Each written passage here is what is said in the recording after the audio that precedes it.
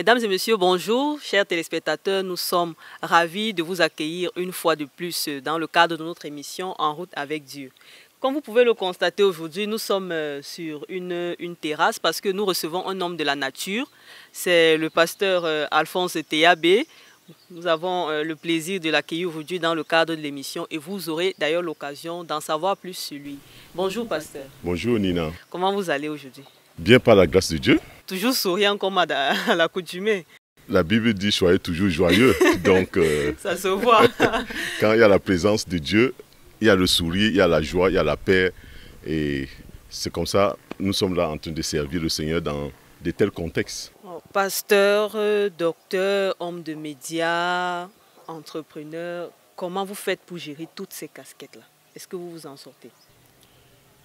Le Seigneur, dans la Bible, nous dit que, disait même d'ailleurs à ses disciples, que la moisson est grande, mais il y a peu d'ouvriers.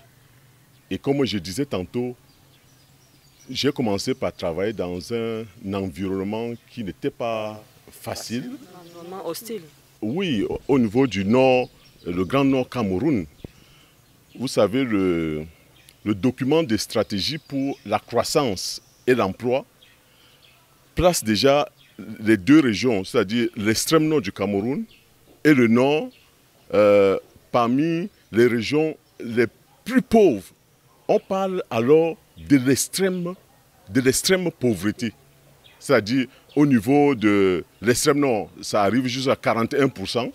Au niveau de la région du nord, on parle de 31%. Donc un contexte d'insécurité également avec la secte Boko Haram qui est en train de sévir jusqu'à maintenant avec les déplacés et autres. Comment peut-on se taire? Le défi est grand et nous comptons chaque jour par la grâce de Dieu qui nous renouvelle pour accomplir ces différentes responsabilités parce que nous voulons répondre aux besoins de la population, apporter déjà l'évangile de Jésus-Christ qui est la solution à tous ces problèmes, mais également aider la population dans ces différents problèmes qu'elle rencontre tous les jours. Donc, nous retenons donc que c'est le fait pour vous d'avoir été, pour ne pas dire, d'avoir vécu dans ce contexte défavorisé de la région du Nord Cameroun qui vous a poussé à porter ces multiples casquettes afin d'apporter votre pierre à l'édifice, quoi. Oui, parce qu'on ne peut pas se taire face à cette situation insupportable. Face à beaucoup de défis qui sont devant nous, il fallait qu'il y ait des personnes qui se lèvent pour vraiment apporter une solution. Et c'est là où on répond donc à l'appel du Seigneur. Je me souviens en 1992, j'ai reçu cet appel du Seigneur d'être la lumière des nations. Vous savez, le Cameroun est constitué de plus de 260 ethnies.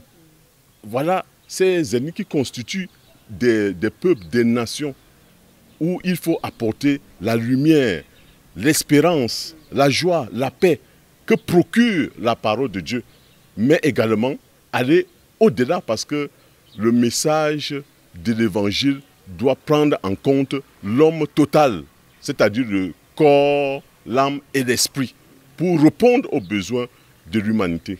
Merci docteur, je pense que vos conseils ne sont pas tombés dans les oreilles de sourds. Et je vous le disais d'ailleurs en début d'émission, chers téléspectateurs, que nous sommes sur une dalle.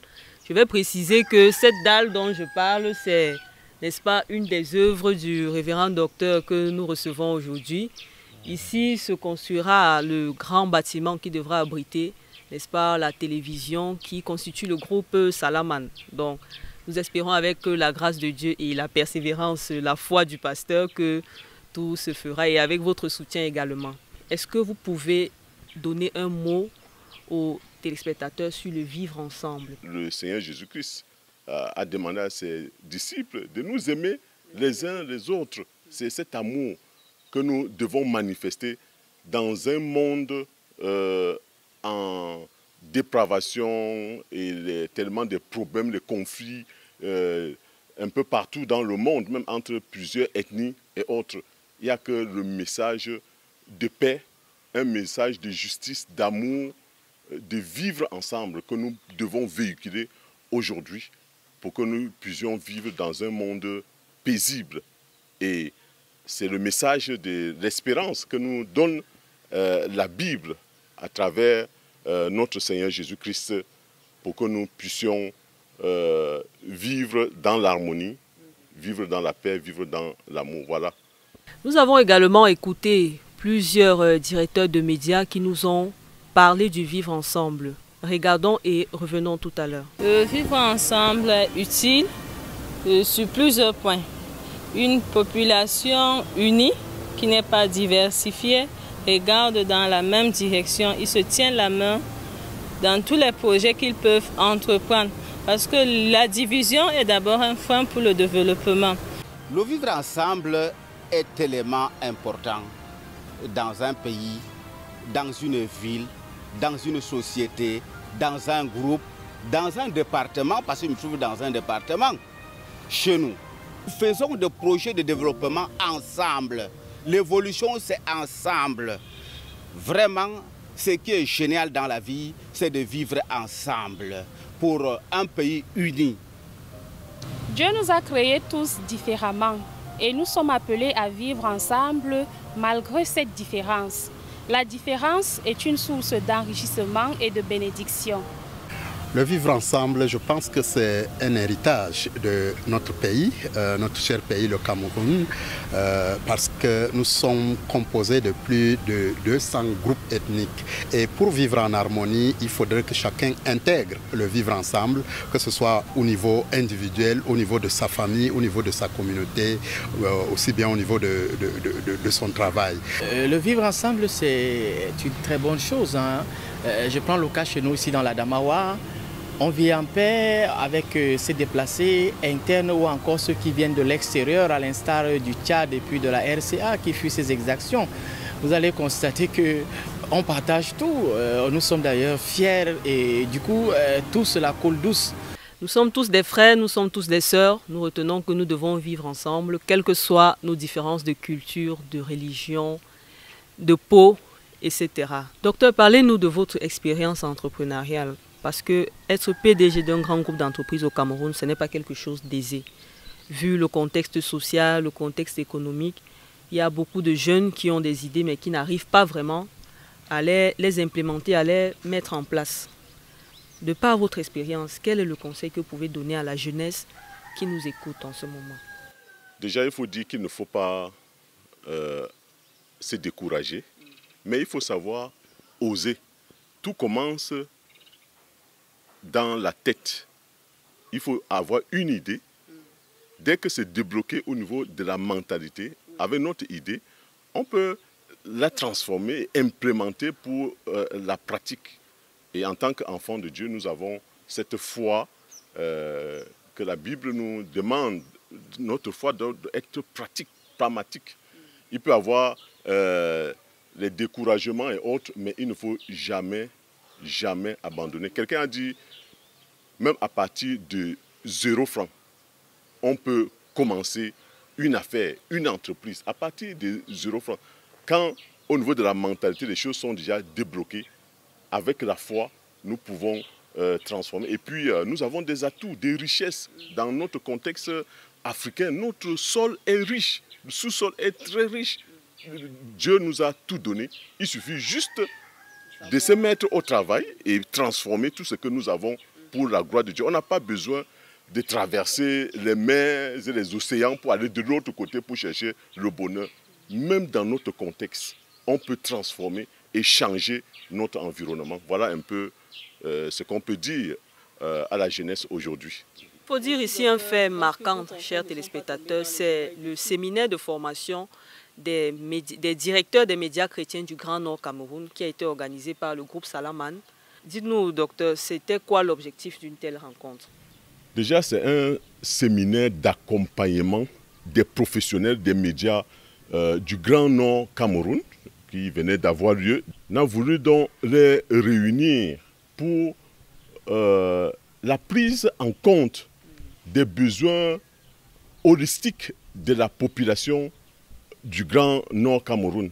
Donc, le premier objectif, c'est la communication de la bonne nouvelle de l'Évangile. Leur montrer les stratégies pour la communication de l'Évangile à travers les médias, parce qu'il faut savoir communiquer à travers ces différents médias, puisque on avait près d'une vingtaine de professionnels, des chefs stations professionnels des médias. Il fallait les réunir donc d'abord à travers ces séminaires, mais après ils seront opérationnels sur le terrain. Donc le deuxième volet, comme nous avons expliqué, c'est aussi pour les équiper sur les stratégies d'anticipation et de riposte aux problèmes que nous avons soulevés un peu plus haut, c'est-à-dire le problème de la pauvreté, le problème d'insécurité au niveau de la zone du Grand Nord Cameroun. Chers téléspectateurs, notre partenaire média était présent sur les lieux du séminaire et nous vous proposons un reportage pour vivre ensemble le déroulement de cet événement et on se revoit tout à l'heure.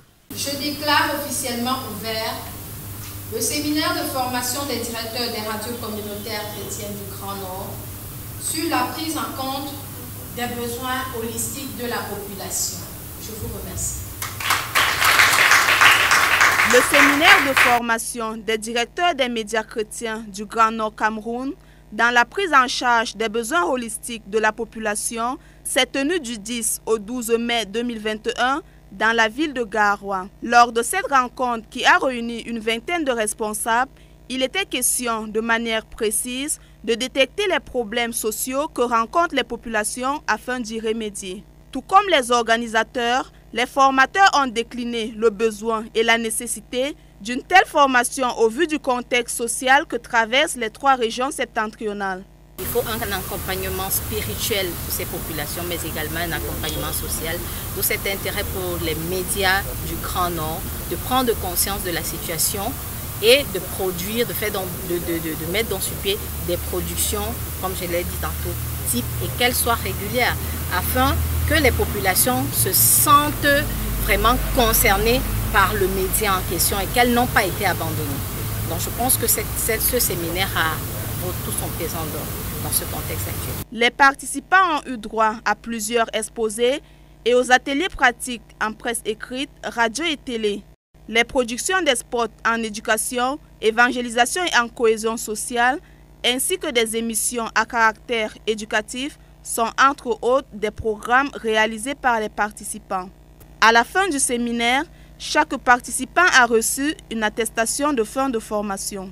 Je suis vraiment satisfait de ce séminaire et je suis bien édifié. Exceptionnellement, très bien quant à moi, nous apprenons au quotidien à chaque fois où les journées augmentent. Je souhaiterais que cela même continue. Je vous remercie. Nous avons regardé ensemble ce reportage et nous constatons qu'effectivement les objectifs du séminaire tels que dit par le révérend docteur ont été bien atteints parce que nous avons vu plusieurs directeurs de médias qui étaient vraiment rompus à la tâche, notamment pour la production des supports. Et nous espérons que le message sera relayé à travers leurs médias, effectivement auprès des populations. Pasteur, nous voulons vous remercier pour avoir accepté notre invitation d'aujourd'hui parce que nous savons que un homme comme vous, avec votre emploi du temps vraiment chargé, ça n'a pas été facile. Vraiment, merci beaucoup. C'est moi qui vous remercie et le plaisir était partagé. Chers téléspectateurs, c'est sur ces mots que nous mettons un terme à cette édition de En route avec Dieu aujourd'hui. Nous espérons que vous avez aimé et que vous avez beaucoup appris de l'expérience de notre illustre invité. Sur ce, portez-vous bien et à la prochaine. Que le Seigneur vous bénisse. Au revoir.